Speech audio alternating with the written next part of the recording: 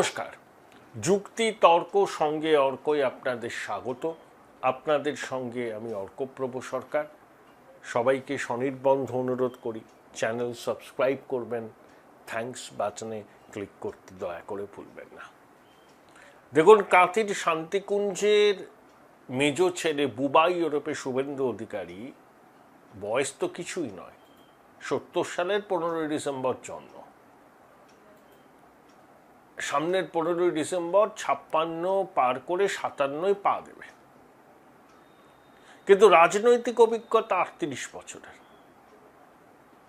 মানে স্কুল উত্তীর্ণ হই, কলেজে ওই প্রভাত কুমার যে কলেজ আছে কাঁথিতে, প্রথম বর্ষে ভর্তি হয়েই রাজনীতিতে, ক্লাস রিপ্রেজেন্টেটিভ, তারপরে ধাপে ধাপে ধাপে ধাপে কাউন্সিলর, কাঁথি পুরসভার পুরপ্রধান, নির্বাচনী এও এসছে, হারের সম্মুখীন তো হয়েছে তাকে। 2001-এ হয়েছেন, 2004-এ লোকসভায় হয়েছেন, কিন্তু রাজনীতির জমি ছেড়ে যাননি। 2006-এ বিধায়ক হলেন কাঁথি দক্ষিণ থেকে। তারপরের ইতিহাস সবাই জানেন। রাজনৈতিক পরিবারের সন্তান শিশিরবাবুর অবশ্যই ছোটবেলায় নিশ্চয়ই শুভেন্দুকে তার রাজনৈতিক পথ চলার ক্ষেত্রে পরামর্শ দিয়েছেন, কিন্তু দীর্ঘ 38 বছর একদম মাটির কাছাকাছি থেকে রাজনীতি করায় শুভেন্দু কিন্তু বাংলার মাটিটাকে যেমন ভালো চেনেন, তেমনি রাজনীতির অঙ্কগুলোও বোঝেন এবং তার বিস্তর প্রশাসনিক অভিজ্ঞতা আছে। সেটা হলদিয়া ডেভেলপমেন্ট অথরিটির চেয়ারম্যান হোক, পরিবহন, পরিবেশ সহ, সেচ সহ একাধিক দপ্তরের মন্ত্রিত্ব সামলানো, দুবার লোকসভায় সদস্য হওয়া, তারপরে তো বিরোধী দলনেতা হিসাবে তার ভূমিকা চিরকাল উজ্জ্বল থাকবে পশ্চিমবঙ্গের রাজনৈতিক ইতিহাসে।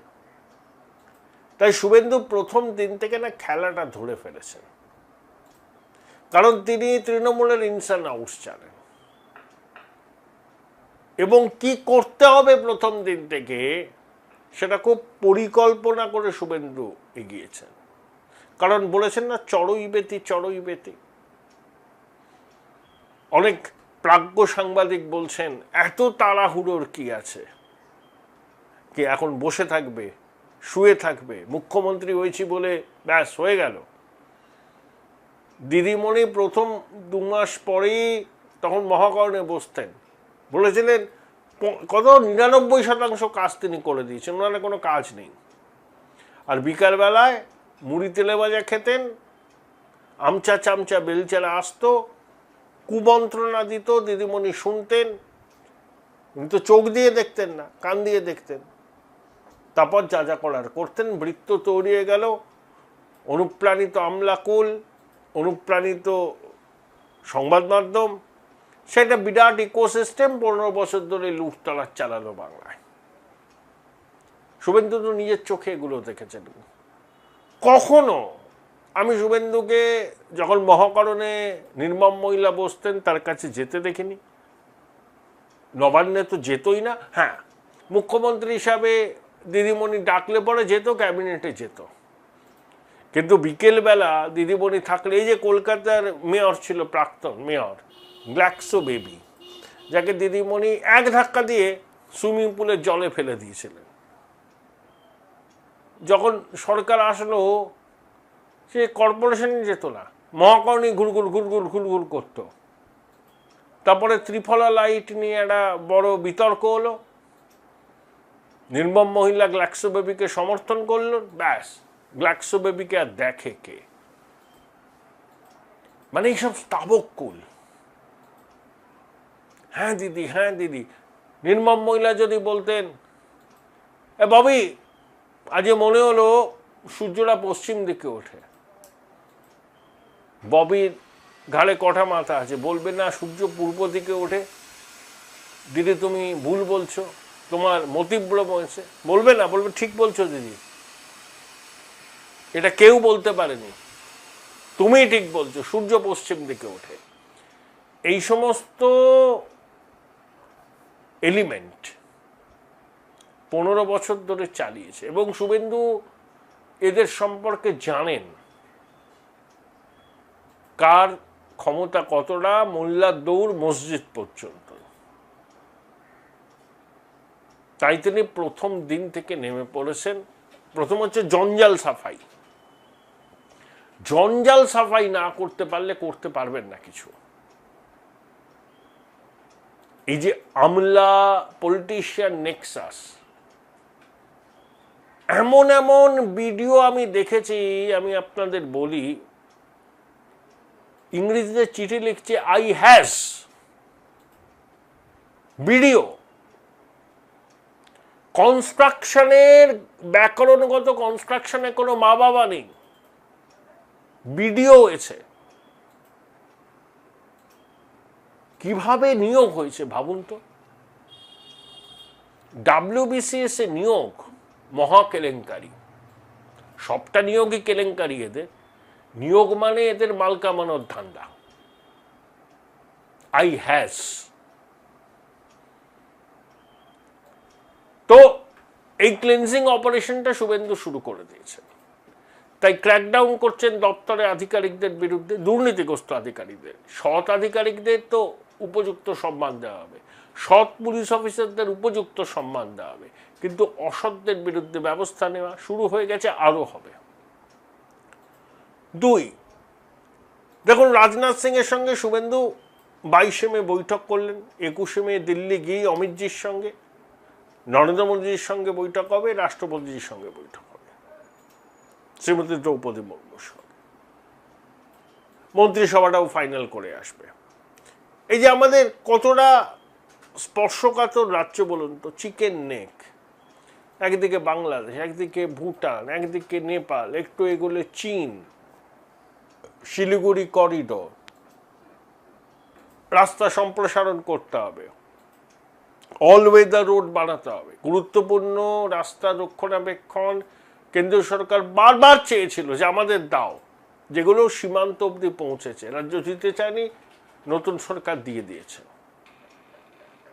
একটা কাগজের রিপোর্ট পড়লাম, বাংলাদেশ পাকিস্তান থেকে আর্মস অ্যান্ড অ্যামুনিশন প্রকিওর করবে, লালমনিরহাটের পরিত্যক্ত এয়ার স্ট্রিপকে তারা আধুনিক বিমান ঘাঁটিতে পরিণত করবে, অত্যাধুনিক যুদ্ধ বিমান তারা পাকিস্তান থেকে নিচ্ছে, পাকিস্তান সেগুলো আবার চায়না থেকে আনে। অর্থাৎ, আর বিজেপির পশ্চিমবঙ্গে জয়, সীমানার ওপারে জামা, জাতীয় নাগরিক পার্টি, আনসার আল্লাহ বাংলা, এদেরকে তো ভয়ঙ্কর রকম উদ্বিগ্ন করেছে। তাই শুভেন্দু অধিকারীর বিরুদ্ধে বিষোদ্গার করছে। বারবার করে যখন ইউনুস এলো ক্ষমতায়, বারবার করে ওই মাহফুজ, ইউনুসের সহকারী, হিজবুত তাহরিরের প্রতিষ্ঠাতা, কি বলেছিল যে নতুন বাংলাদেশের মানচিত্র, তাহলে বিহার, বাংলাদেশ, 7 সিস্টারকে নিয়ে, তাহলে নজরটা আছে দুর্বৃত্তগুলোর। আর পূর্বতন সরকার বুঝতোই না, বুঝতো সব, বদমাইশি করতো। এদের কাছে জাতীয় নিরাপত্তা অগ্রাধিকার ছিল না, এদের কাছে অগ্রাধিকার ছিল তোষণ, তোষণ করে দুধেল গাইদের সমর্থন নেব আর কেন্দ্রের সঙ্গে ঝগড়া করব। আসলে নির্মম মহিলা ভাবতেন কিন্তু যে পশ্চিমবঙ্গ একটা স্বাধীন রাষ্ট্র, তার তৈরি করা সংবিধান এখানে চলবে, দেশের আইন মানব না, সংবিধানকে মানব না, রাষ্ট্রপতি দ্রৌপদী মুর্মুকে অসম্মান করব, প্রধানমন্ত্রী স্বরাষ্ট্রমন্ত্রীকে তুই তুকারি করব, বিকৃত নাম দিয়ে ডাকবো।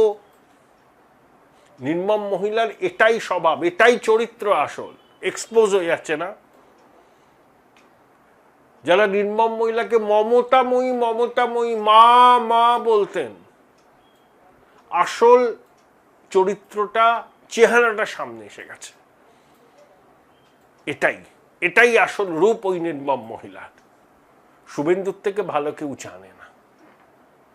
2000 করে আসতে পারতেন ক্ষমতায় শুভেন্দু বাবু, শিশির বাবুরা না থাকলে, পারতেন না। শিশির বাবু বলেছিলেন আমাকে, চরম ভুল হয়ে গেছে অর্ক, বুঝতে পারিনি। তাহলে শুভেন্দু জানে কিভাবে রাজ্যটা চালাতে হবে। দেখুন, অমিতজির সঙ্গে বৈঠক করেছে, রাজনাথজির সঙ্গে করেছেন, প্রধানমন্ত্রীর সঙ্গে করবেন।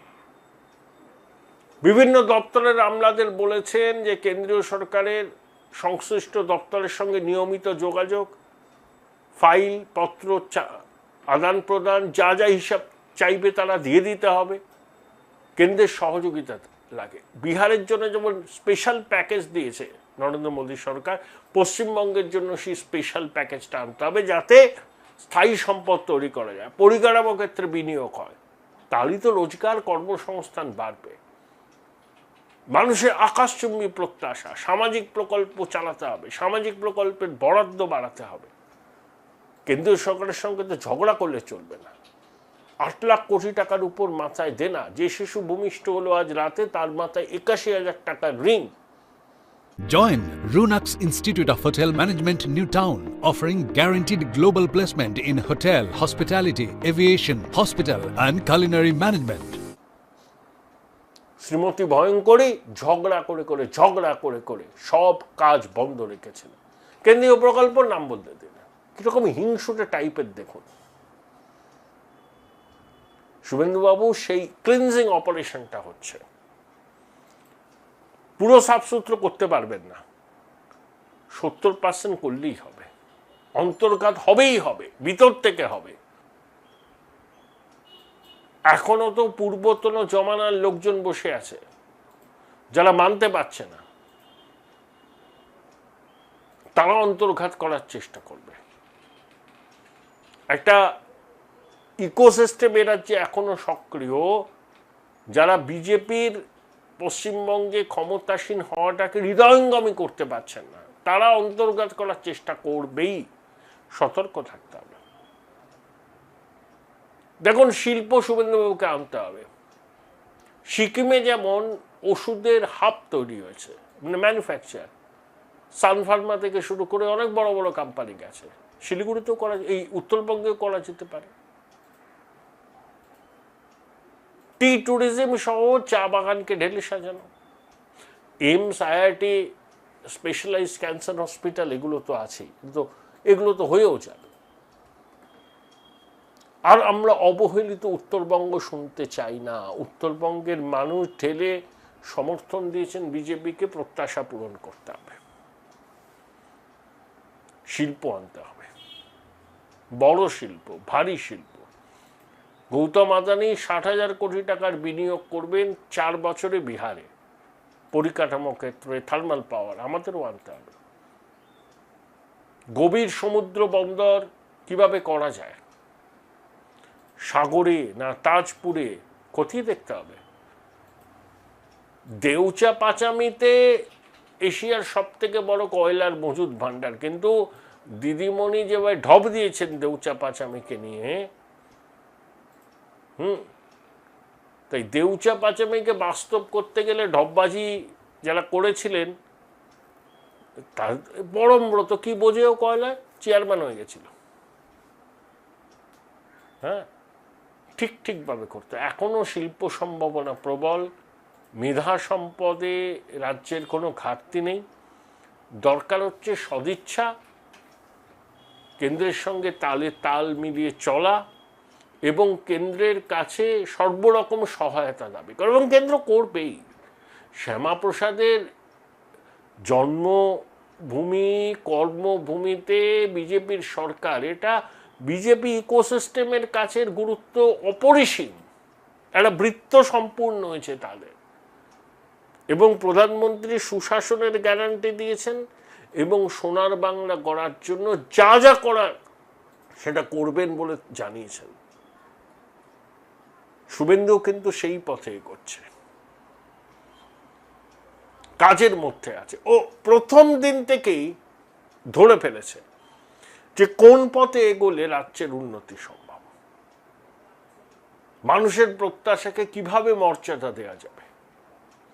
এই যে ক্যাবিনেটের মিটিংয়ে প্রধানমন্ত্রী বলেছেন না, যে মানুষের বেঁচে থাকাটাকে সহজ করতে হবে, আর 47 সালে স্বাধীনতার 100 বছরে উন্নত দেশ হবে ভারতবর্ষ, এই সংকল্প নিয়ে কথা হবে। শুধু সরকার তো পারে না, মন্ত্রীরাও পারে না, আমলারাও পারে না। এটা সাধারণ মানুষের দায়বদ্ধতা যে বিকশিত ভারত গড়ার জন্য যা যা করণীয় করতে হবে, বিকশিত ভারত গড়লে বিকশিত পশ্চিমবঙ্গ করতে হবে। ৭৮ বছরের ব্যাকলগ তো কাটবে না একদিনে, এক মাসে, কিন্তু এই যে জার্নি হ্যাজ জাস্ট বিগান, পথ চলাটা শুরু হয়েছে এবং ভালো হবে।